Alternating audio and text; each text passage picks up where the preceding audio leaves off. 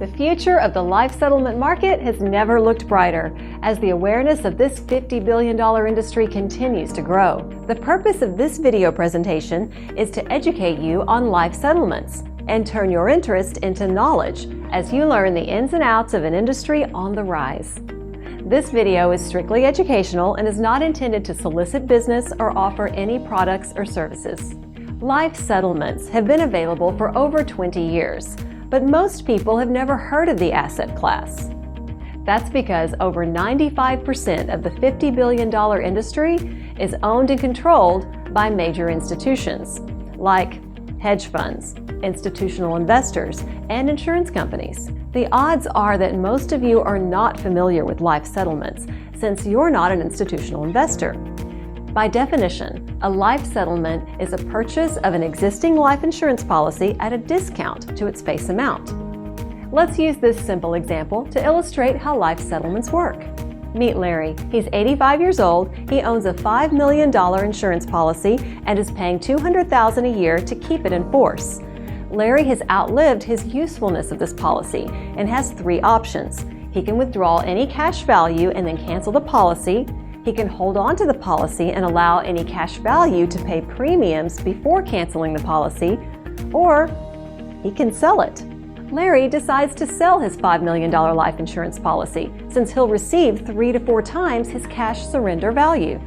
This is the best option for Larry and his family. You may be thinking, what makes Larry selling his policy a legal transaction? Well, in 1911, the Supreme Court ruled in a case called Grigsby versus Russell. This ruling enabled policyholders to sell their life insurance policy because it was deemed to be their personal property, just like a home or a car. So who buys Larry's policy? Primarily institutional investors, as well as individual mid to high net worth accredited investors. The purchaser now takes ownership of the policy and has the responsibility of paying Larry's premiums. Larry, who lived a great life, passes away at age 90. At that point, the investors received Larry's $5 million death benefit. So Larry was able to discreetly liquidate an asset, receiving much more than the cash value in the policy. And the investors who purchased his policy receive a sizable return on their investment. The investors who invested $3 million in this example have turned that into $5 million in just 5 years. Now, if Larry had lived longer, the investors would be required to pay additional premiums, reducing their overall return, but would still be profitable for many years. This is an example of purchasing one single policy, which is not all that common. In most cases, investors want to invest in multiple policies to increase their level of diversification. As you've seen here, in Larry's example, there are two sides of the life settlement industry. The side that helps seniors sell their policy, which provides a huge win for the insured, and the side which creates an opportunity for investors to invest in an uncorrelated asset. The life settlement industry is a dynamic one. You may ask, how and when did this industry begin? If we turn back the clocks 25 years to the early 1990s, the industry started with what was called viaticals. As you recall, back in the late 80s and early 90s, AIDS was starting to inflict millions of people. Unfortunately, for the victims and their families, it was the closest thing to a death sentence you were going to get. Those who contracted AIDS were typically younger and didn't have much of an estate, but owned smaller life insurance policies. Their life expectancies were typically around 2 years because many were terminally ill. By selling their policy, it gave them a much-needed cash infusion, enabling them to be more comfortable in their remaining years. During the mid-1990s, the advent of new drugs treated the disease, prolonging the life of many of these insureds. This made predicting life expectancies quite difficult, so by the mid to late 90s, viaticals had pretty much disappeared. By the late 1990s, a new yet similar asset class was created called life settlements. There are 3 fundamental differences between life settlements and viaticals: increased age of the insured, larger death benefits, and life expectancy is much easier to predict due to the insured's advanced age. Like most new asset classes, there were initial hurdles to overcome.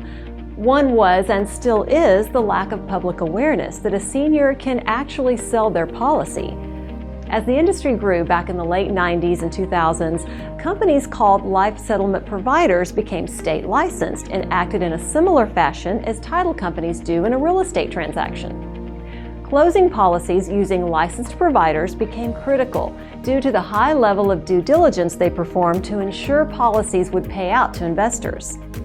Medical underwriting and servicing companies like 21st Services and AVS, who conduct premium optimization and insured tracking, grew rapidly due to the billions of dollars being invested into the life settlement market. Today, industry experts estimate that life settlement transactions represent a $50 billion industry. Still relatively small, but definitely on the rise as more and more seniors uncover the hidden wealth within their life insurance policies. As the awareness of seniors selling their policies continued to grow, investing in these policies became more popular among mid to high net worth investors as a unique, uncorrelated strategy not tied to stocks, bonds, real estate, or even geopolitical events.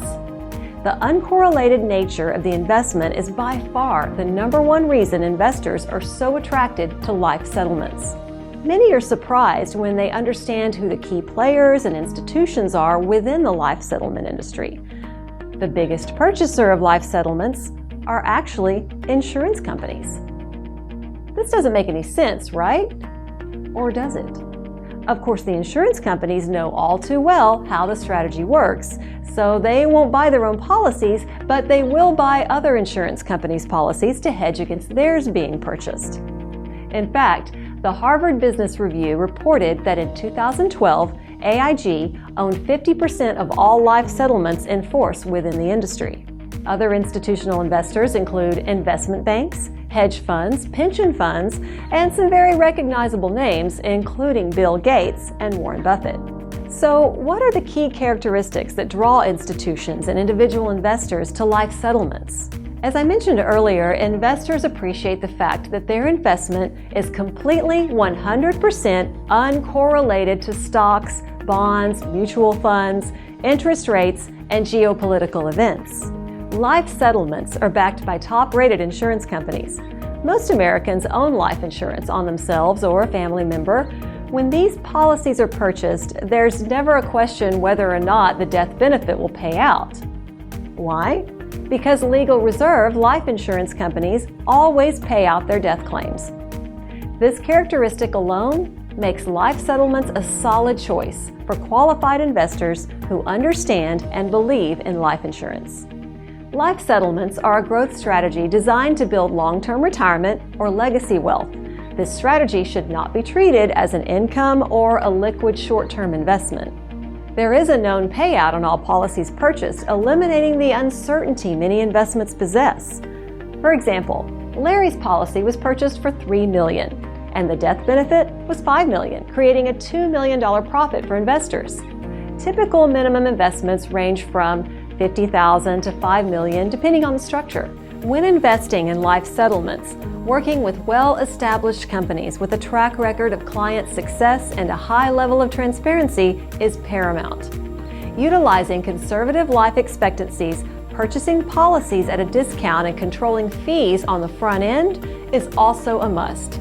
You also must work with a company that has a proven track record using experienced providers, servicing companies, and confirm that all money is held in escrow by licensed and bonded custodians. Don't hesitate to ask the company you're working with to show policy illustrations detailing estimated return on investment per year. Taking these steps will reduce risk exposure. Now that you've been educated on life settlements and have learned many facts about the industry, please contact the financial professional who referred you to this educational presentation for more information.